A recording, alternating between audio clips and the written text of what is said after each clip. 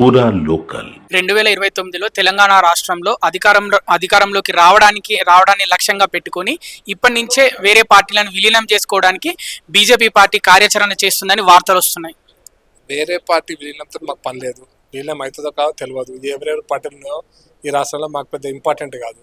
మా పార్టీలో మా పార్టీ కార్యకర్తల యొక్క సంఖ్య పెంచుకుంటాం, మా పార్టీలో సభ్యత్వాన్ని పెంచుకుంటాం, మా పార్టీ యొక్క ఉద్యమాల ద్వారా ప్రజల మధ్యలోకి పోతాం, ప్రజల ఓట్లను సంపాదించుకుంటాం. మా దగ్గర లీడర్లు వస్తున్నారు. ఇప్పుడు పోటీ చేయడానికి లీడర్లు ఉన్నారు, పనిచేయడానికి లీడర్లు ఉన్నారు, కార్యకర్తలు ఉన్నారు, ప్రజల కోసం పోరాటం నాయకత్వం ఉంది. ఇప్పుడు కొత్తగా చేయాల్సింది ఏమీ లేదు. కొత్తగా ఎవరో చేస్తే ఏమవుతుందని కాదు. ఏమి లేకున్నా వీళ్ళు ఎవ్వరు లేనప్పుడు మేము 8 పార్లమెంట్ సీట్లు గెలిచినాం కదా, సగం పార్లమెంట్ కాంగ్రెస్ గెలిచినాం కదా, ఇంకా మాకు ఎవరు అవసరం ఉంటుంది? ఇంకొంచెం అవకాశం వస్తే మొత్తంగా గెలుస్తాం కదా. ఇప్పుడు మా పార్టీ ఎంత ఎదిగిందో వాళ్ళకు ఊహలకు అందనంత ఎదిగింది మా పార్టీ ప్రజల ఆదరణ.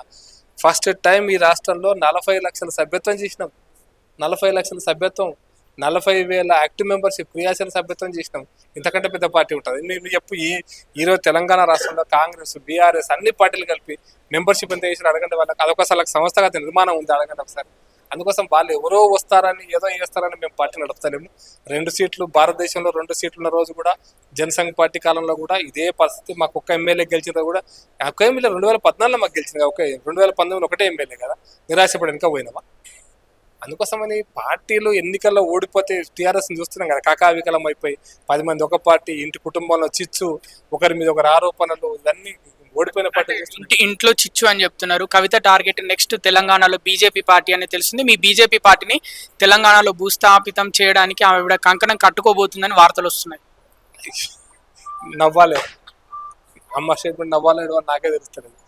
ఇంత పెద్ద విశాలమైనటువంటి దేశంలో ఈరోజు అధికారంలో ఉన్నటువంటి పార్టీ, మేము 8 సీట్లు గెలిచినటువంటి పార్టీ, కవిత గారు చేస్తే ఏమవుతుంది? కేసీఆర్ చేస్తేనే ఏం కాలేదు, కవిత చేస్తే ఏమవుతుంది? కేసీఆర్ గారు నెహ్రూ కాలం నుంచి జనసంఘ్ పార్టీని హత్యలు చేశారు, శ్యాంప్రసాద్ ముఖర్జీని, దీన్ దయాళ్ ఉపాధ్యాయుని హత్యలు చేస్తేనే ఏం కాలేదు.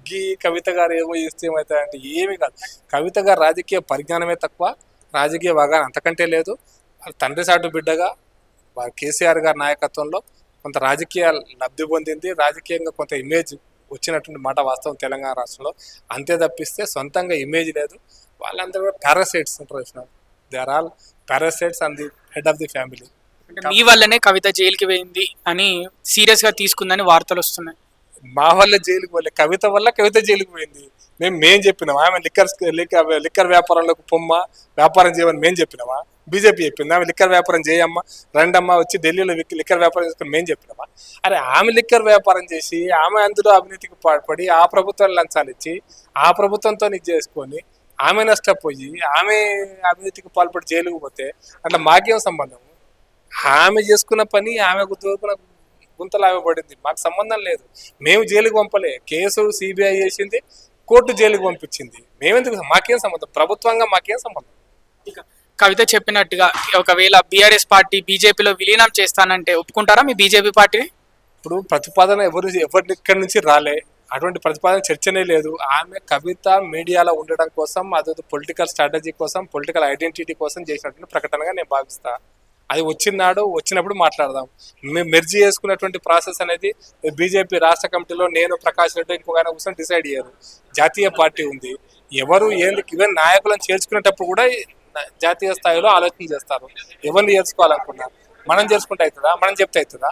అందుకోసమనే కవిత గారి మాటలకు విలువ లేదని అభిప్రాయం. ఆమె మాటలకు విలువ లేదు, రాజకీయ పరిజ్ఞానం తక్కువ. ఏదో సెన్సేషనల్ వార్తలు ఏదో రాసిస్తే సెన్సేషన్గా మాట్లాడి ఆ వార్తల ద్వారా 2 రోజులు టీవీలో కనపడి, మీడియాలో కనపడి ఓహో ఆహా అనుకుంటే నాయకుడు ఎదుగుతారనుకుంటే అంతకంటే దురదృష్టకరమైన పరిస్థితి ఇంకోటి లేదు, అంతకంటే అజ్ఞానం కూడా ఇంకోటి లేదని అభిప్రాయం.